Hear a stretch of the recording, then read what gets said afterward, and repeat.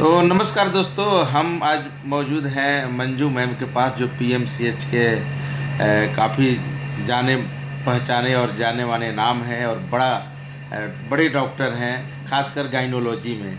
तो हम बात करेंगे आज महिलाओं पे जो शुगर हो रहा है, क्योंकि प्रेगनेंसी के दौरान अक्सर देखा जाता है कि महिलाएं शुगर से काफ़ी पीड़ित हैं और उसके चलते बच्चा भी प्रभावित हो जाता है। लेकिन ये आजकल शुगर कॉमन हो गया है महिलाओं के साथ साथ हर घर में, कोई प्रेगनेंसी नहीं, हर घर में है।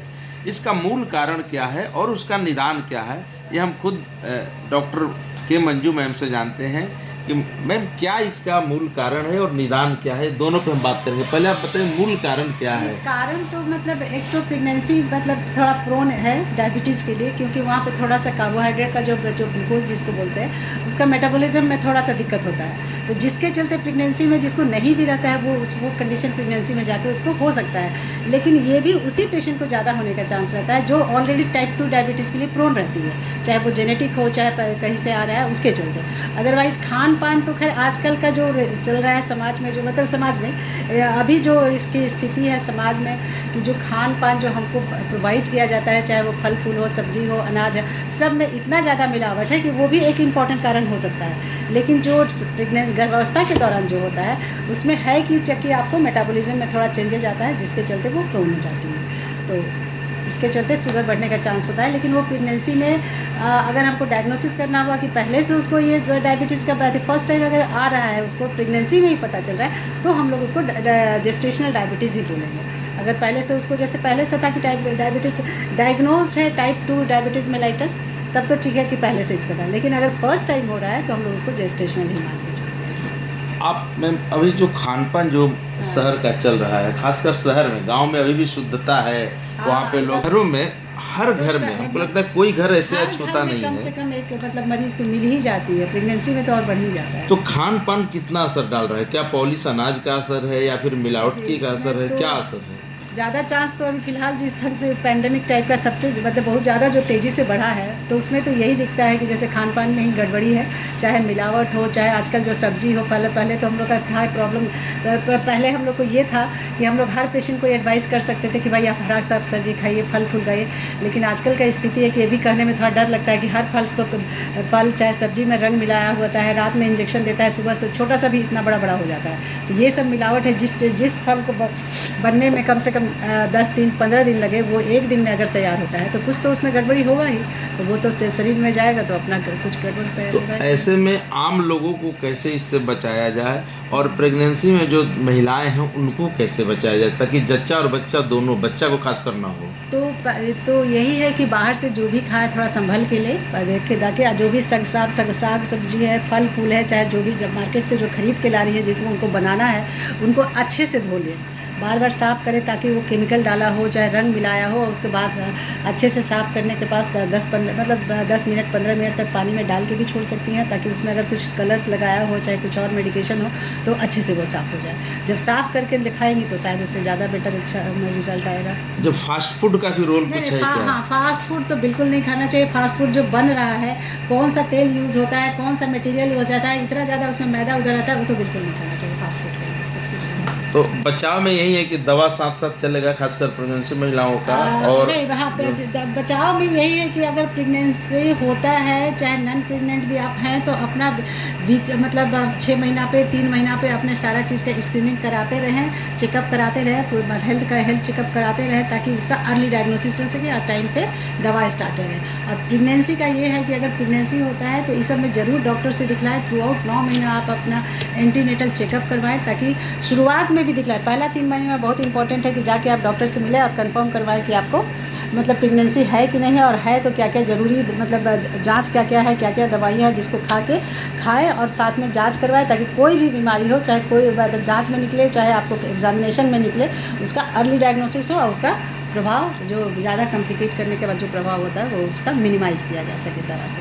बच्चे होने के दौरान जो शुगर है, क्या बच्चे होने के बाद भी उस महिला को शुगर रहता है? देखिए, प्रेगनेंसी में जो शुगर होता है तो वो बहुत सारी बड़ी महिलाएं हैं जिसको शुरू से नहीं है, चाहे शुरू से पता नहीं है, लेकिन प्रेगनेंसी में चूँकि वो डॉक्टर के पास जाती हैं तो वो हर बार उनका जांच लिखा ही जाता है, और जांच लिखा जाता है तो उसमें बहुत सारी महिलाओं को वो पॉजिटिव आ जाता है कि हाँ इनको ब्लड शुगर है। तो वो ब्लड शुगर प्रेगनेंसी में अगर 20 सप्ताह के बाद आ रहा है, चाहे बाद में आ रहा है चाहे पहले भी मिल जा रहा है, तो हम लोग मान के चलते हैं कि वो प्रेगनेंसी के चलते हैं, क्योंकि वहाँ पे थोड़ा सा कार्बोहाइड्रेट का मेटाबॉलिज्म ये हो जाता है, चेंज हो जाता है। लेकिन ये उन्हीं महिलाओं में होता है जिनका कि पहले से थोड़ा सा प्रोन हो, जिनका अपना जेनेटिक फैक्टर हो चाहे कोई और फैक्टर हो, जिसके चलते वो प्रोन है कि हाँ इनको बाद में जाके लॉन्ग टर्म में डायबिटीज शुगर होगा, तो वो उनको प्रेगनेंसी ऐसा कंडीशन प्रोवाइड करता है कि उनको शुगर होता है। लेकिन ये शुगर अगर आपका प्रेगनेंसी जैसे ख़त्म होता है, प्रेगनेंसी का 1.5 सप्ताह क्या बोलते हैं 1.5 महीना जो निकलता है प्रीपेरियन के पीरियड, उस दौरान चेकअप कराएंगे तो धीरे धीरे करके वो कम हो जाता है, ख़त्म भी हो जाता है। लेकिन बहुत लोगों में जो प्रोन ऑलरेडी ज़्यादा रहती हैं उनको वो परसिस्ट कर जाता है, किसी कंडीशन में वो परसिस्ट करता है, प्रेगनेंसी में भी शुगर रहेगा और बाद में भी शुगर परसिस्ट कर जाता है। बच्चे को भी बचा लेते हैं शुगर होने से? तो बच्चे को शुगर होने से, जो गर्भ में जो बच्चा पल रहा हाँ, है, तो बच्चे का थोड़ा सा मेटाबॉलिज्म तो बच्चे में भी जाता है, शुगर ज़्यादा सप्लाई हो रहा है, ये हो रहा है, तो बच्चा लिथोरिक हो जाएगा, बहुत बिग बेबी होगा, जिसको हम लोग बोलते हैं मैक्रोजेमिया, जिसमें बच्चा का वजन 4 किलो से ज़्यादा हो जाता है। तो वो उसको तो माँ को अगर हम लोग शुगर कंट्रोल करेंगे तो बच्चा में शुगर कंट्रोल होगा।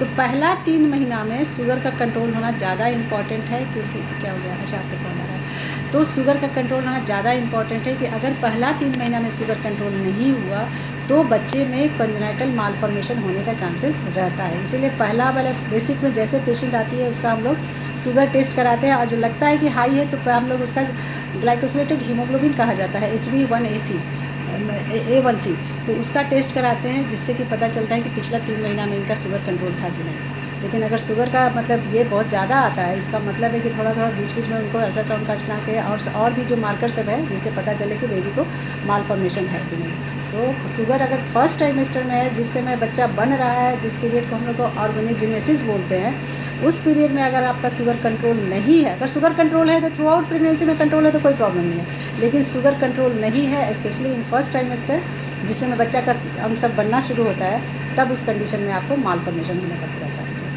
रहता है। 0.6% की कितना चांसेस है।